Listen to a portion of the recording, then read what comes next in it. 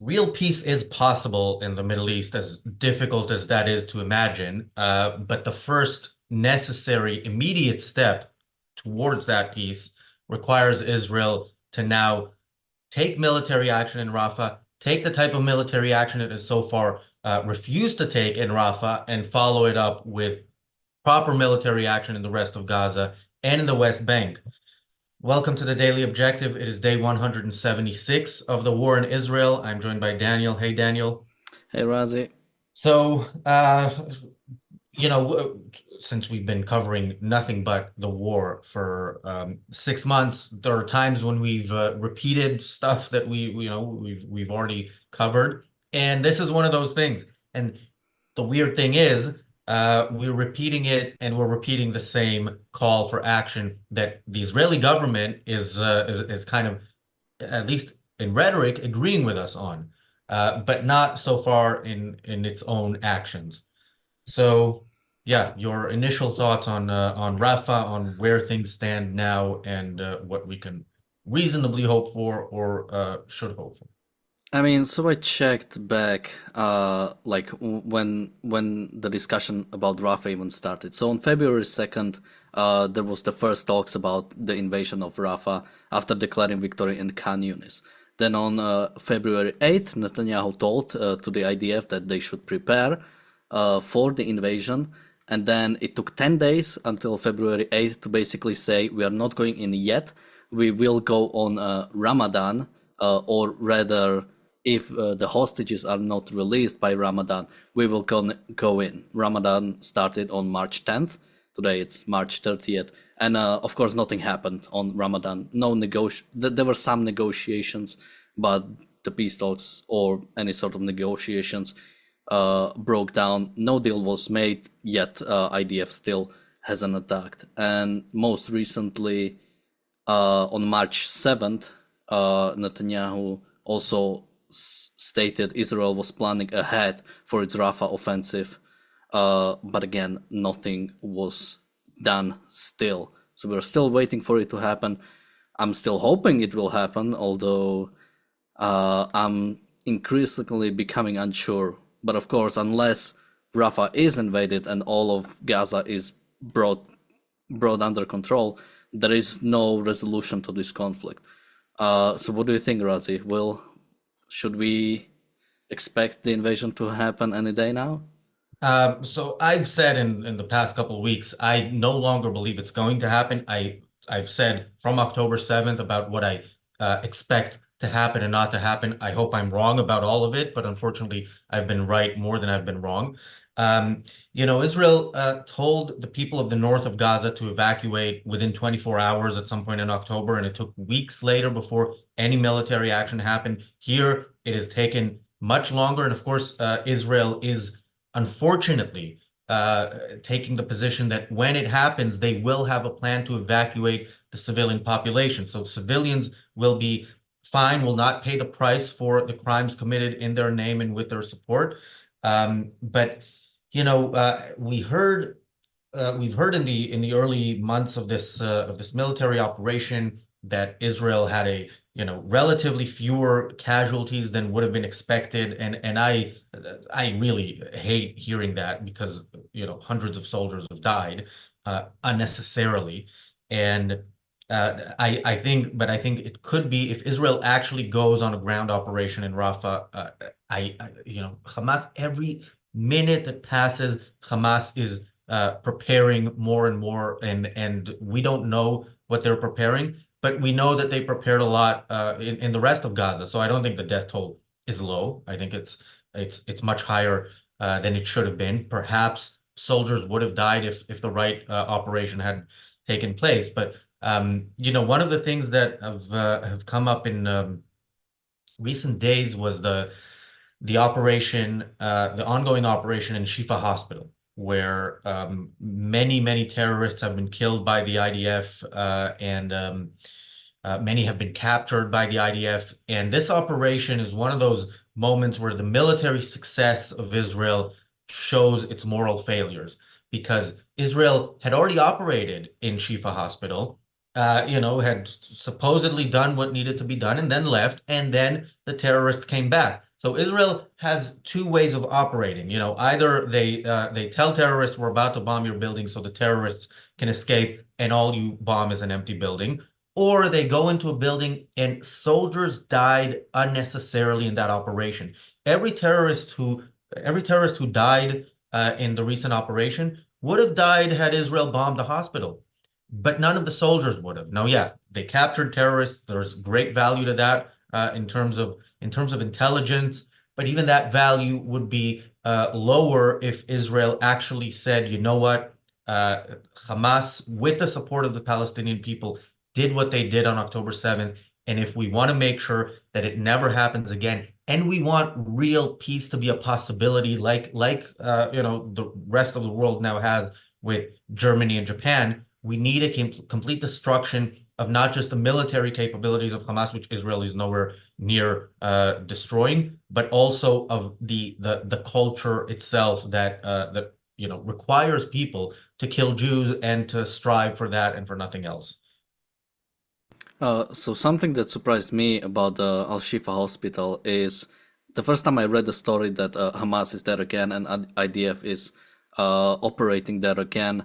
I thought I like misread. I'm like, okay, this is Shifa Hospital. In the couple months ago, it was Al-Shifa Hospital. I thought it's like two different buildings. So just the fact that yeah, IDF was there already. IDF secured, or at least said they secure all of North Gaza, and now Rafah is the last bastion, the last stronghold that they have to capture, and now they have to go back and yeah, recapture the places that they already did. I mean, what?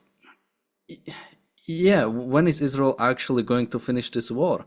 I mean, obviously the West doesn't want this war to ever finish, or rather, it doesn't want to finish in the way that Israel would actually fully defend itself. Uh, but I'm suspecting, well, Israel, we talked about Israel is alone. Well, if it is, will it finally like do what is necessary? Uh, I mean, increasingly, like just recently, because Israel is losing, and from the start it had barely any allies, but is losing any support that it had. I mean, even recently I saw Germany is considering restarting its donations to UNRWA. I mean, come on, like Israel is on a time clock, or the only way it wouldn't be on a time clock if it was confident enough to basically don't care about what the West thinks of Israel and basically finally goes in Rafah and ends this bloody conflict. Yeah, I mean, the question is now that Israel is alone, really, will it do what needs to be done? No, Israel will continue doing the opposite of what needs to be done, which is pandering to the West. And again, we said on October 7th, October 8th, we were here every single day. Go back, watch those episodes. I think it was October 9th, right, that we had the episode titled Why Israel Can't Win. And the point we were making in that show was Israel can't win, not because it doesn't have the military capabilities, because it has the military capabilities to end that war within a matter of days, if not hours.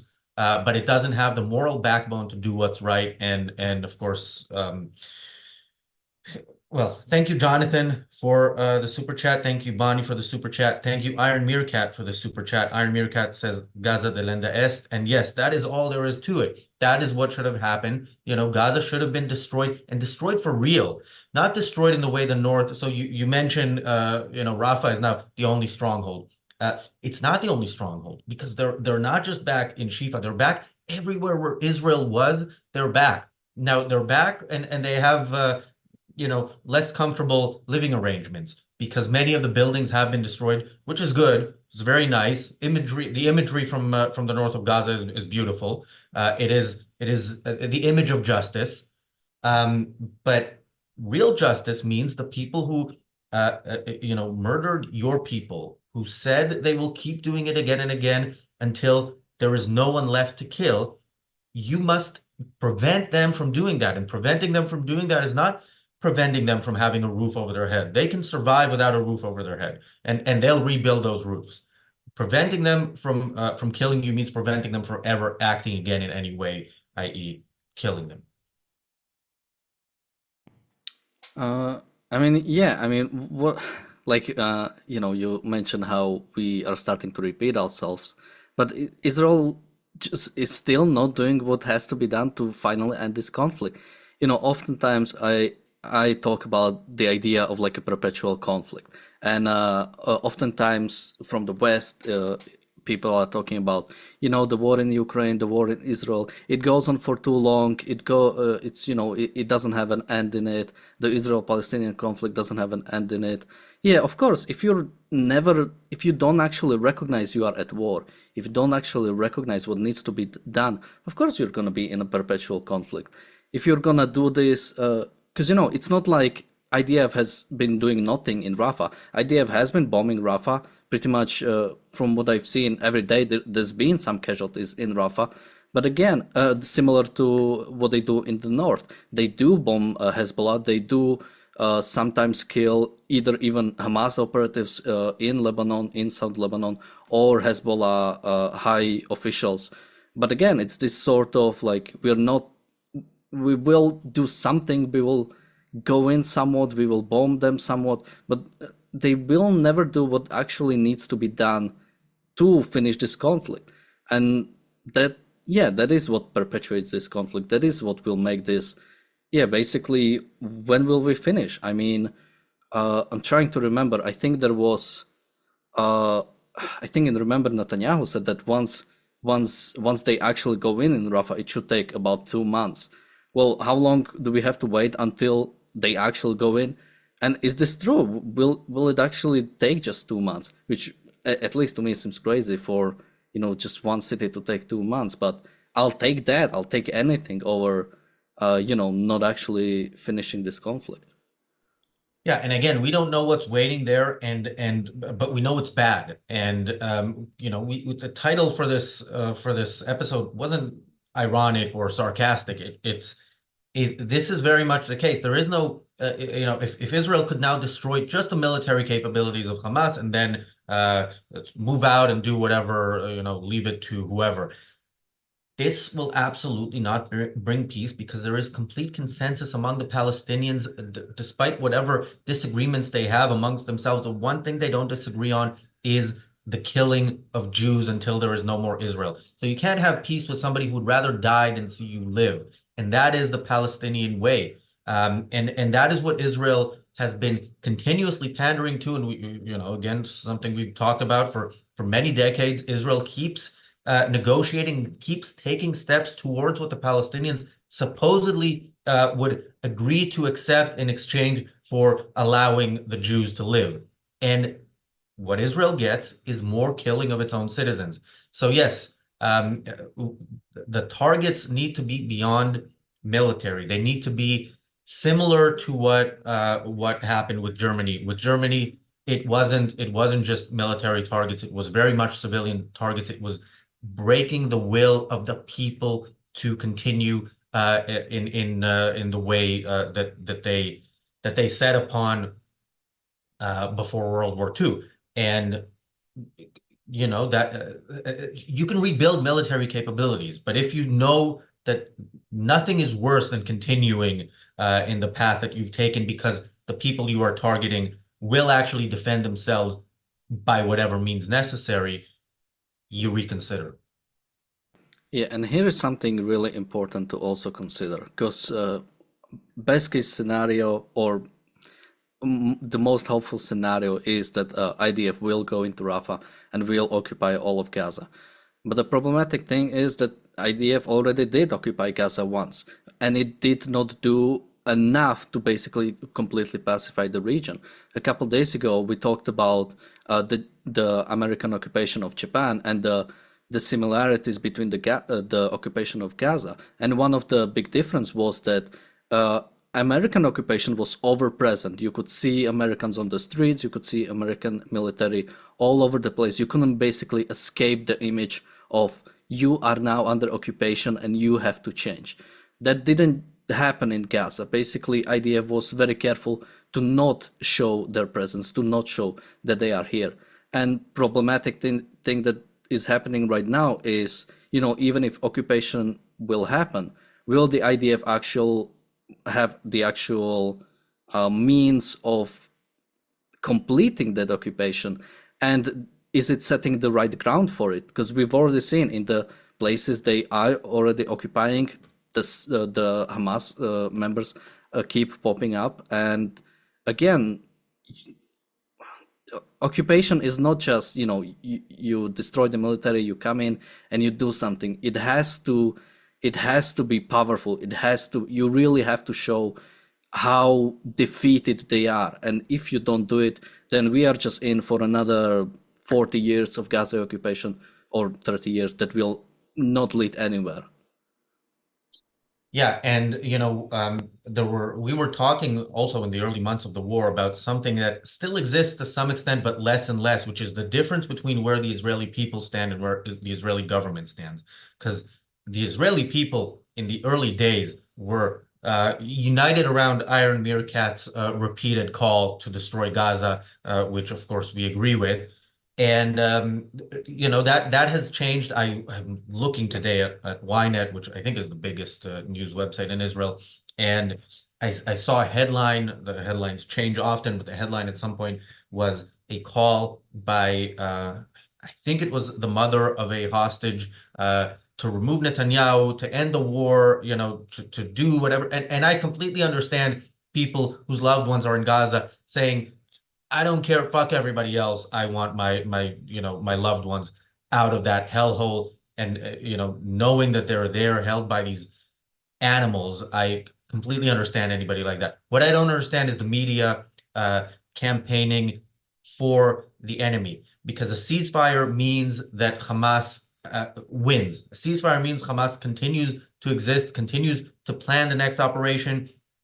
It means, enough has been done to make it a bit more difficult for them at the moment from Gaza, not so much from the West Bank, but it is a victory. It's a massive victory for Hamas, a ceasefire now, and yet the Israeli media is more and more taking steps in that direction, but.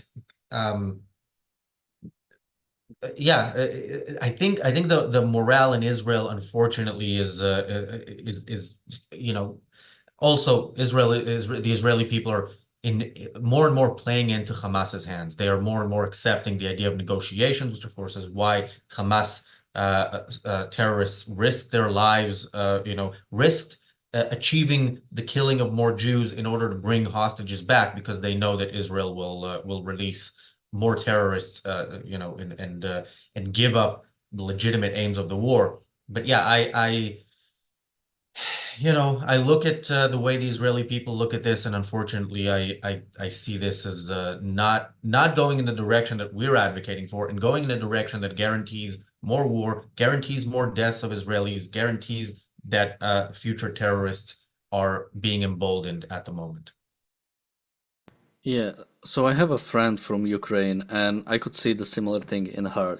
After 2 years of a war, this sort of like tiredness, exhaustion, and basically calling all sides evil. Like, yeah, Putin is obviously evil, Russia is evil for invading Ukraine, but this sort of skepticism about Zelensky and the government. And the similar thing, yeah, you can see in Israel. People are becoming skeptical of government. People increasingly are being distrustful, and something you mentioned, the calls for ceasefire.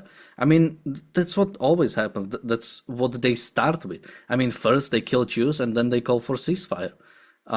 And you saw the pro Hamas people basically called for ceasefire at the latest like a week after, but at the best cases, or like the most pro Hamas cases, they called on the day off, as at the same time as Hamas were still killing people in Israel. People were already calling for ceasefire. I mean, it reminded me, I'm not sure if you ever watched this sport, if I can call it that, of people slapping each other. And it reminded me, you give a slap someone and then okay, I'm retiring from, I'm not playing anymore. I mean, like, again, what is this? You attack someone and call for ceasefire right after? I mean, it's clear what calls for ceasefire are actually going to achieve. And I'm not sure if you want to chime in, but I have one point. So one point I always make is, okay, because someone might be asking, okay, why are the calls for ceasefire? Why do the people have this sort of disconnection that they might believe Israel has a right to defend itself, but are thinking the casualties are too high, we should have a ceasefire, we should allow humanitarian aid, and it's this disconnection between basically complete disbelief that cause and effect exists. Basically, that these people they have elected Hamas. They allowed Hamas to completely purge any sort of opposition in Gaza. They refused to stand up against Hamas for what was it, 16 years, and they celebrated on the streets during October 7th and participated in some cases, and now we should basically separate them, like civilians or people of Gaza, the Palestinians, are different from Hamas. No, they are Hamas. They do support it, and even when you check polls, they do still have the support. Yeah, and Israel again, actually, in the early days of this war, Israel in rhetoric, not in their actions, did the right thing. They said there will be no aid until all the hostages are released, which is a way of saying, yes, you will get food, you will get electricity, you'll get whatever you need, as long as you stop being savages, like right now, immediately, stop being savages. Not difficult. The Palestinian people don't want to stop being savages. They are savages by choice, and unfortunately, Israel treats them as humans, and is again the fact that this week there were still rockets fired from Gaza at Israel shows the failure of Israel's military operation. Now, you mentioned Ukraine. There's a big difference between Israel and Ukraine. Ukraine is doing as much as it can do. I mean, but right before Russia invaded, nobody would have assumed that Ukraine could do as much as it has done so far, just in pushing back the Russian army.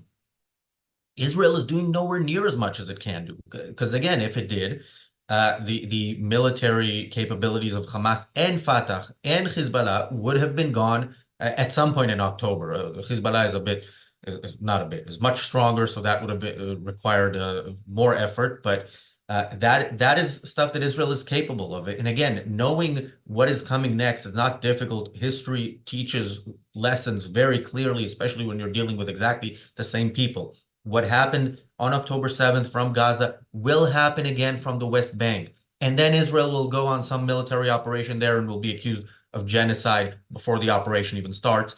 And the same will happen from the north. And Hezbollah, again, much stronger, can do a lot more damage from the north. And Israel will be accused of genocide on day one again. By the way, Jeremy Corbyn was one of those people who tweeted a call for a ceasefire on October 7th in the afternoon, which is as clear a statement as you can get, that what this person wants is the extermination of the Jews. What he wants is the Palestinian people doing what the Palestinian people, the only thing that they want to do, which is to finish the job that Hitler started. And one of the reasons, as we've been saying, that this is all we're covering on the channel is not just the fact that Hamas did what they did, which should not have come as a surprise to anybody, but the fact that in the West, we have these people within our countries, and we treat them not as we treat, flat earthers or random junkies under a bridge. We treat them as if they're not just a legitimate part of the conversation, but they are leading the conversation.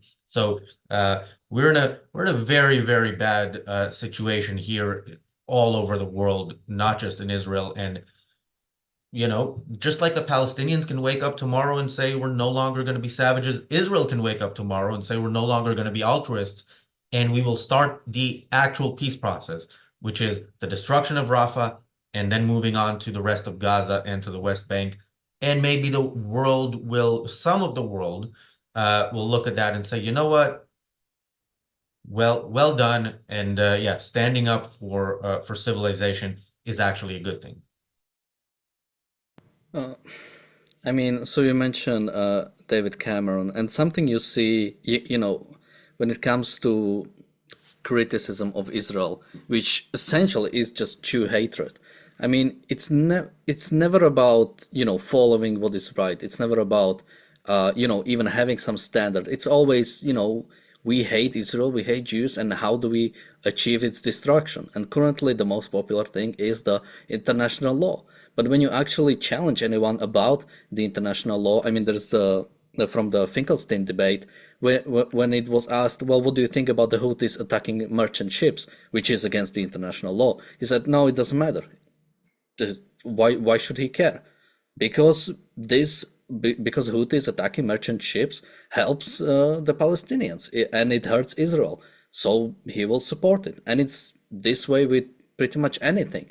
You can come up with you can come up with cases for Israel even with international law. I mean, even when it comes to the idea of human shields, it's the Hamas that is using the human shields. It is not on Israel to protect every single civilian. Hamas has a responsibility to protect its civilians according to international law. No one cares because this doesn't help them achieve what they want to do. Yeah, the thing with international law, back when I used to agree to talk to those people who call themselves anarcho-capitalists, I would hear about how, in an anarcho-capitalist society, you would have different governments competing with each other. The problem with that, as with international law, is you sign up to it and the other side doesn't. So, imagine if somebody actually brought a case against Hamas for October 7th to one of these courts. Do you Yeah, think they would you actually go well, you there? can't because Hamas is not a signatory to the international law, so you Well, literally can't even take them to the court. exactly. And that's all that one needs to know about international law. It's not it's not actual law. It's not like you have in a country where you have, a set of laws, good or bad, usually mostly bad, but you know what they are. International law is not clear at any level, which is, by the way, why you can look at this conflict where, genocidal maniacs started a war and say, well, those who are trying to prevent the genocidal maniacs from achieving their stated and repeatedly stated goal, they are committing genocide. You have that in the kind of whole apparatus that it is as it is set up, and you have that in the special definitions of words like genocide that very much cater to this idea that self-defense. By the way, again, with the actual definition of the word, if Israel did flatten Gaza and kill everybody there, it would not be genocide. It would be, a legitimate military response to October 7th, and you know, but that is, we can. I don't think we can even hope for anything remotely close to that. Israel apologizes when it kills sometimes actual terrorists or at least their families, let alone uh, those who seem to be actual civilians. But we here on this channel are going to talk about what the right thing is, even when nobody else will, and certainly nobody will do it. Any final thoughts, Daniel? Uh, I don't think I have. I mean, it's just the points that I always say. Israel has to do what is necessary, or this conflict will go on. Israel is the only basically Israel is the only one who can end this conflict, and it's on Israel to choose which way it will go. If it will actually, uh, you know, go into Rafah and do the occupation right, we might see some sort of peace in the Middle East. Although you still have Iran, which is problematic. Or Israel will never be strong enough, never will actually try to end it, and maybe eventually will fall if it's not actually going to defend itself. It's on Israel at the end of the day. Yeah, and of course, tomorrow we have the reality show. We're going to talk about troll comments, but one of our most obsessive trolls, who's here every single day, says this channel is offensive and harmful. And I think if we are not offensive to people who support, a society where gay people are thrown off of buildings, where any opposition, anybody suspected of opposition is killed, where women are at best second-class citizens, and where the entire goal of the society is to murder as many people and to commit genuine genocide. If you support that and we are not offending you, we are doing something wrong. but we're not doing anything wrong because we are offending you, and we will continue to offend the likes of you and continue to stand up for civilization and against savagery. Thanks, Daniel. Thanks, everybody, for watching. Like, share, subscribe if you're not subscribed, and comment. That helps with the algorithm and helps more people see this content, maybe reconsider their position, or at the very least, be offended if they deserve to be offended. We're back here tomorrow with the Daily Objective and the Reality Show Extra for YouTube members. We'll see you then.